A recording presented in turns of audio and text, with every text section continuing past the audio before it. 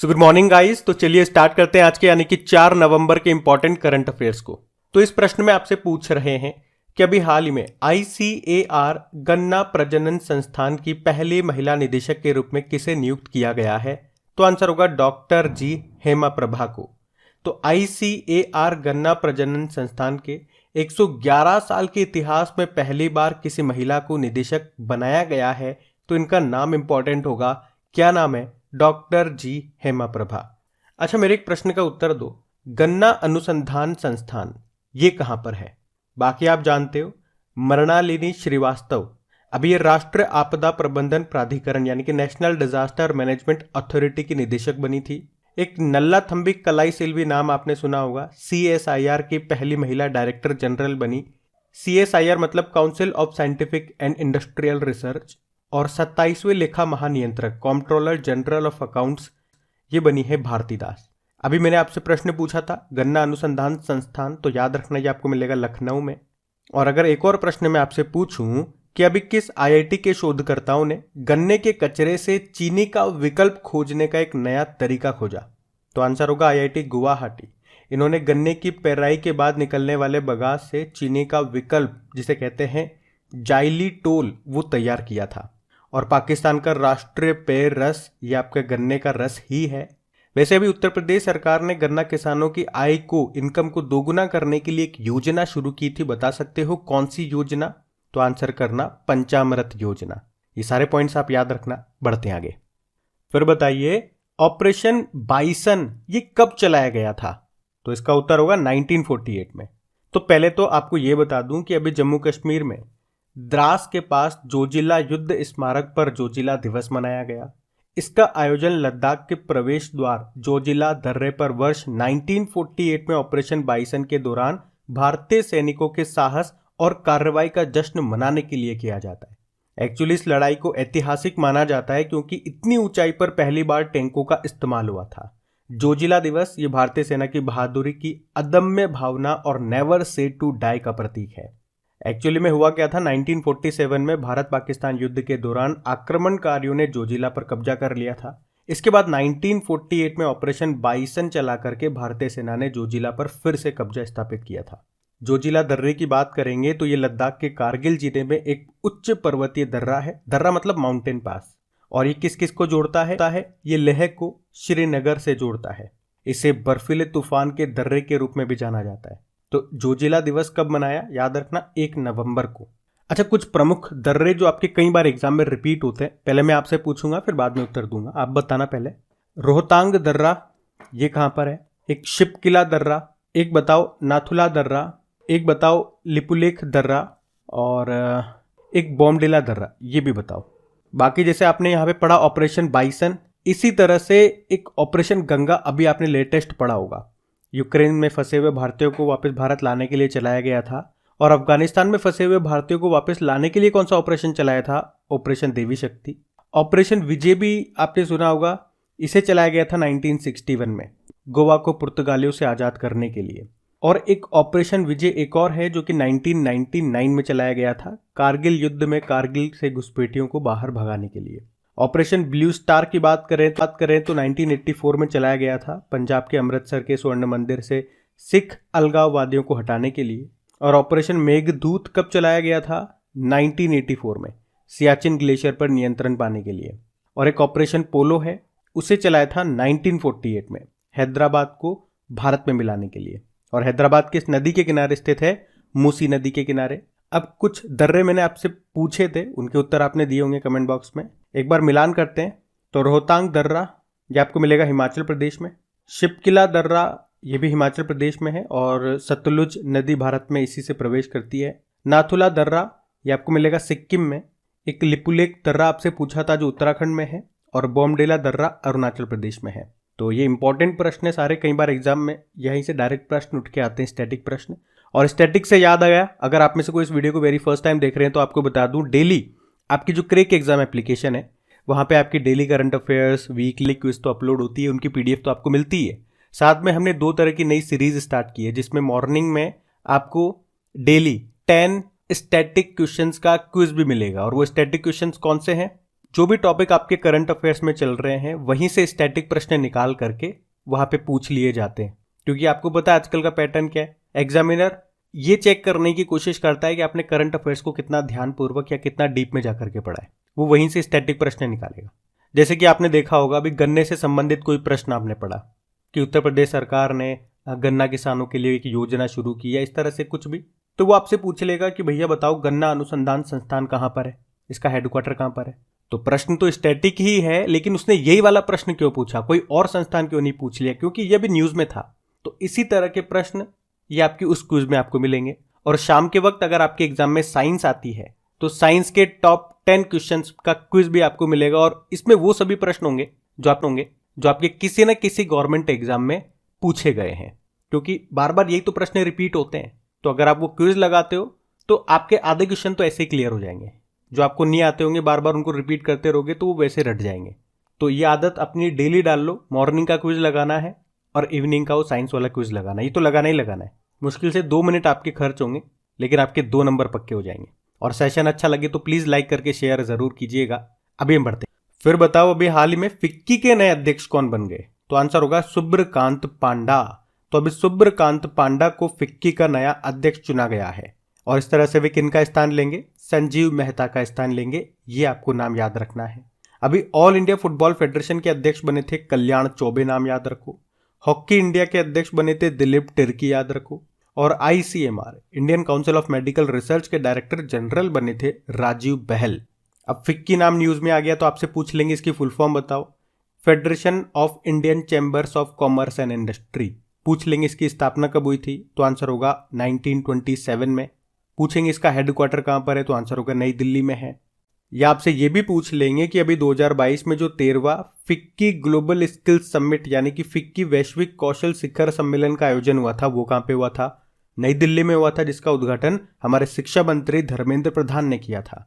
आपको याद होगा अभी 2022 में ही नागरिक उड्डयन मंत्रालय और फिक्की ने विंग्स इंडिया 2022 का आयोजन भी किया था। कहां पे, हैदराबाद में बेगमपेट हवाई अड्डे पर। यह भी याद रख लो, ठीक है। बढ़ते हैं आगे। चलो बताओ फिर अभी नवंबर 2022 में इंडिया कैम्प 2022 कार्यक्रम का आयोजन ये कहां पे किया गया, तो आंसर होगा नई दिल्ली में। तो हमारे जो केंद्रीय स्वास्थ्य एवं परिवार कल्याण मंत्री हैं और रसायन व उर्वरक मंत्रालय भी इन्हीं के पास है, इनका नाम है मनसुख मांडविया जी। अभी इन्होंने 2 नवंबर 2022 को नई दिल्ली में इंडिया कैम्प 2022 कार्यक्रम का उद्घाटन किया। और इस कार्यक्रम की थीम क्या है, vision 2030 chemicals and petrochemicals build India. तो ये जो आयोजन है विशेष रूप से पेट्रोलियम, रसायन और पेट्रोकेमिकल क्षेत्रों में निवेश के अवसरों को उजागर करेगा। और इसका आयोजन फिक्की के सहयोग से किया गया। और आपको बता दूं कि एक रिपोर्ट के अनुसार भारतीय रसायनों के निर्यात यानी कि एक्सपोर्ट में 2013-14 की तुलना में 2021-22 में 106% की वृद्धि हुई है। अच्छा, यहाँ पे कैम मतलब हो गया केमिस्ट्री। चलो आप मुझे बताओ 2022 का केमिस्ट्री का नोबेल पुरस्कार ये किसे मिला था। आपको बताया 3 साइंटिस्टों को मिला था। और अगर आप में किसी ने हमारी नोबेल प्राइज का जो ट्रिकी वीडियो है वो देखा होगा तो उन तीनों के नाम आपको याद आएंगे। केमिस्ट्री से एक केमिकल हम लेकर के आए थे, कौन सा, क्लोरीन, या हमने कहा था इसको ऐसे भी याद कर लो आप, केरोसिन, जैसा आपको अच्छा लगे। और वो क्लोरीन या केरोसिन से आपको एक नाम याद आ गया, एक साइंटिस्ट का नाम जिनका नाम है कैरोलीन। अब 2 साइंटिस्ट के नाम और याद करो। अब वो केरोसिन जो या क्लोरीन आप लेकर के आए उसको क्या करना है, उसको पी जाना है, गट गट गट गट। क्यों पीना है भैया, क्योंकि आपका उससे दिमाग शार्प हो जाएगा। तो शार्प से नाम आ गया बेरी शार्पलेस। अब शार्प हो जाएगा तो क्या करोगे, आप हर कंपटीशन में हर फील्ड में टॉप आओगे और मेडल जीतोगे। और मेडल से तीसरा नाम आ जाएगा मॉर्टन मेल्डाल। तो इन तीनों को मिला था 2022 का केमिस्ट्री का नोबेल पुरस्कार। और अगर आप में से किसी ने अभी तक वो नोबेल प्राइज का ट्रिकी वीडियो नहीं देखा तो देखना, क्योंकि यहां से आपके डेफिनेटली एग्जाम में प्रश्न बनेगा। तो मार्क्स नहीं कटना चाहिए बस, बाकी आप देख लो। हम बढ़ते हैं आगे। फिर आप बताइए अभी हाल ही में भारत का पहला पानी में तैरता वित्तीय साक्षरता शिविर ये कहां पे आयोजित किया गया, तो आंसर होगा जम्मू कश्मीर में। तो अभी इंडिया पोस्ट पेमेंट बैंक ने भारत का पहला पानी में तैरता वित्तीय साक्षरता शिविर आयोजित किया है। ये शिविर जम्मू कश्मीर के श्रीनगर में जो विश्व प्रसिद्ध डल झील है उसके आसपास के स्थानीय निवासियों के बीच आयोजित किया गया। इसके अलावा वित्तीय साक्षरता को बढ़ावा देने के लिए महिलाओं के द्वारा महिलाओं के लिए निवेशक दीदी पहल भी शुरू की गई है। ये जो निवेशक दीदी पहल है, ये विशेष रूप से महिलाओं में वित्तीय जागरूकता बढ़ाएगी और उनकी समस्याओं का समाधान करने के साथ सुविधाजनक तरीके से सहयोग भी करेगी। देखो, पहले इंडिया पोस्ट पेमेंट बैंक की बात करते हैं। तो स्थापना हुई थी इसकी सितंबर 2018 में। नई दिल्ली में मुख्यालय है और MD CEO J Venkat Ramu है। डल झील जैसे ही मैंने आपको बोला होगा, एक प्रश्न आपके माइंड में क्लिक करा होगा कि यार अभी किसी बैंक ने इस डल झील में एक तैरता हुआ एटीएम बनाया था या लॉन्च किया था। कौन सा बैंक है वो? State bank of India. आप मुझे बताओ, दुनिया का पहला तैरता हुआ परमाणु संयंत्र ये किस देश ने लॉन्च किया था या स्थापित किया था? तो आंसर होगा रशिया ने। और दुनिया का एकमात्र तैरता हुआ नेशनल पार्क कौन सा है और कहां पर है? यह है काबुल लामजाओ नेशनल पार्क। ये प्रश्न कई बार एग्जाम में डायरेक्ट रिपीट होता है, मोस्ट इंपॉर्टेंट है ये काबुल लामजाओ नेशनल पार्क। या तो ये पूछ लेगा कि कहां पर है, या ये पूछ लेगा कि किस झील पर स्थित है। तो लोकटक झील पे मणिपुर में है ये। और बताओ, दुनिया का सबसे बड़ा तैरता हुआ सोलर पार्क ये कहां पे बनेगा? ये मध्य प्रदेश में बनेगा, मध्य प्रदेश के खंडवा जिले में नर्मदा नदी पर बनेगा ओमकारेश्वर बांध। और कैपेसिटी भी पूछे तो 600 मेगावाट इसकी कैपेसिटी होगी। तो अब आपसे कुछ भी पूछ ले, आप सबके उत्तर कर दोगे। तो हम बढ़ते हैं फिर आगे। फिर आप बताएं, नवंबर 2022 में Collins dictionary word of the year किसे चुना गया? तो आंसर होगा परमेक्राइसिस। तो अभी परमेक्राइसिस शब्द को कॉलिंस डिक्शनरी का वर्ड ऑफ द ईयर चुना गया है। इस शब्द का मतलब होता है अस्थिरता और असुरक्षा की विस्तारित अवधि। अच्छा, ये वर्ड ऑफ द ईयर किसे चुना जाता है और कैसे चुना जाता है? तो पूरे साल भर में कॉलिंस डिक्शनरी में जिस शब्द को सबसे ज्यादा बार खोजा गया हो उसे ही वर्ड ऑफ द ईयर ये चुन लेगा।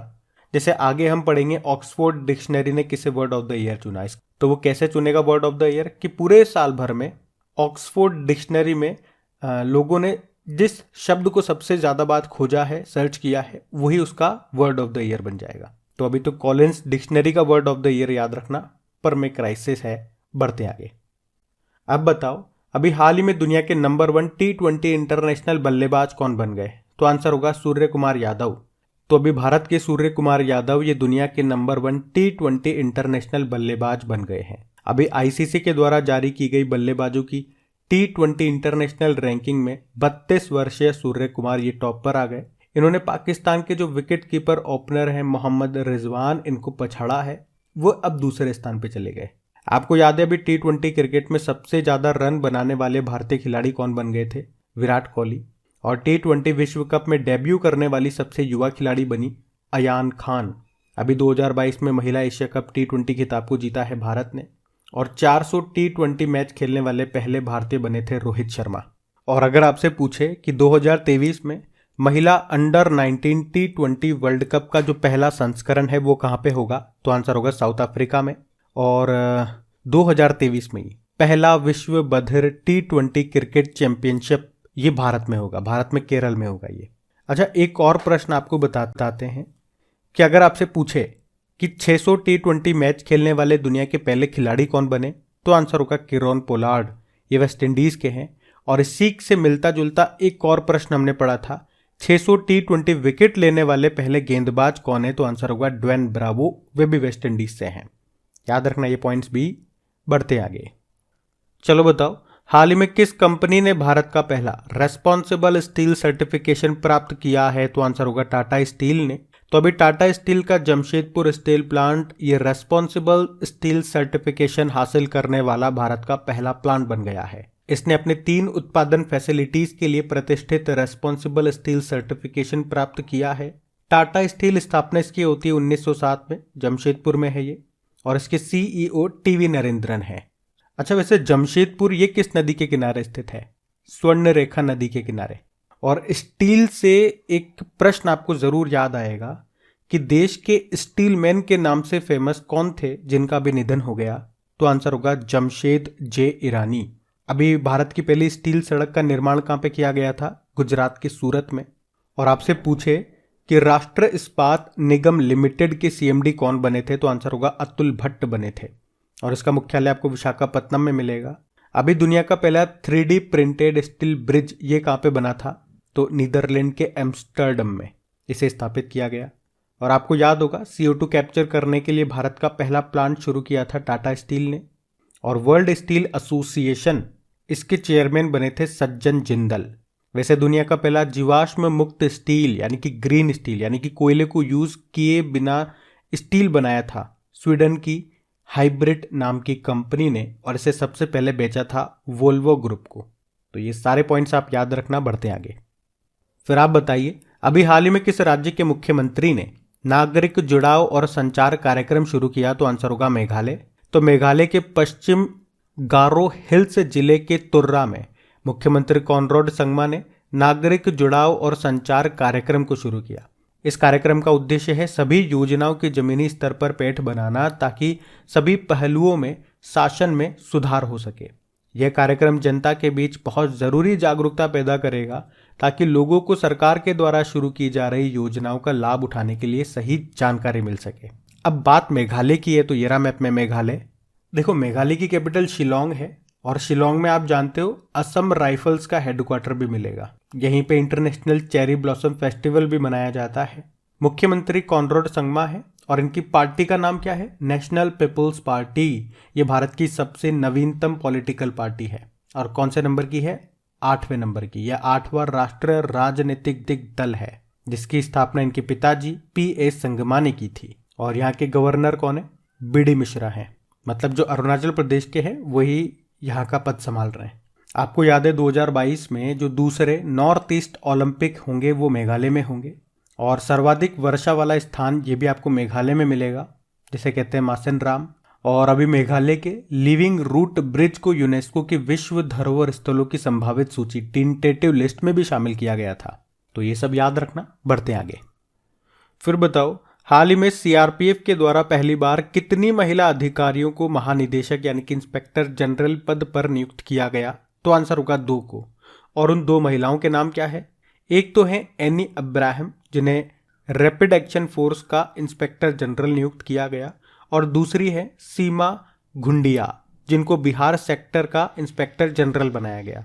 रैपिड एक्शन फोर्स ये CRPF का ही एक विशेष दंगा विरोधी बल है, जो भारी भीड़ प्रबंधन और VIP यात्राओं के दौरान भी राज्य पुलिस फोर्स की सहायता के लिए तैनात है। CRPF की बात करें तो इसकी फुल फॉर्म होती है सेंट्रल रिजर्व पुलिस फोर्स। वैसे तो इसे 1939 में क्राउन रिप्रेजेंटेटिव पुलिस के रूप में स्थापित किया गया था, लेकिन फिर आज़ादी के बाद इसका नाम बदल के सेंट्रल रिजर्व पुलिस फोर्स कर दिया गया। इसके अभी नए डायरेक्टर जनरल बने थे, जिनका नाम है सुजॉय लाल थाउसेन। और आपको याद हो, इनके साथ ITBP के भी डायरेक्टर जनरल बने थे नए। क्या नाम है? चलो ये आपके लिए होमवर्क प्रश्न हो जाता है। ITBP के डायरेक्टर जनरल का नाम बताओ। अब हम बात करेंगे कल के वीडियो में पूछे गए प्रश्न के उत्तर की।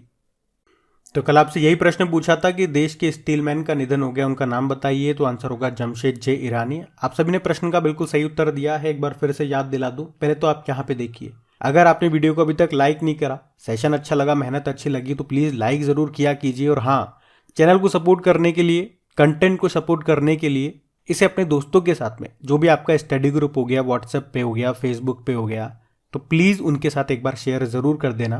और आपको बता दूं, इन सभी का प्रैक्टिस करने के लिए क्विज बना करके अपलोड कर दिया गया आपके क्रैक एग्जाम एप्लीकेशन पे। वहीं पे इनकी PDF भी आपको मिल जाएगी। PDF आप पूछते हैं क्रैक एग्जाम एप्लीकेशन में मिलेगी, जिसका लिंक आपको नीचे डिस्क्रिप्शन बॉक्स में मिल जाएगा। अब ये रहा आज का आपका होमवर्क प्रश्न।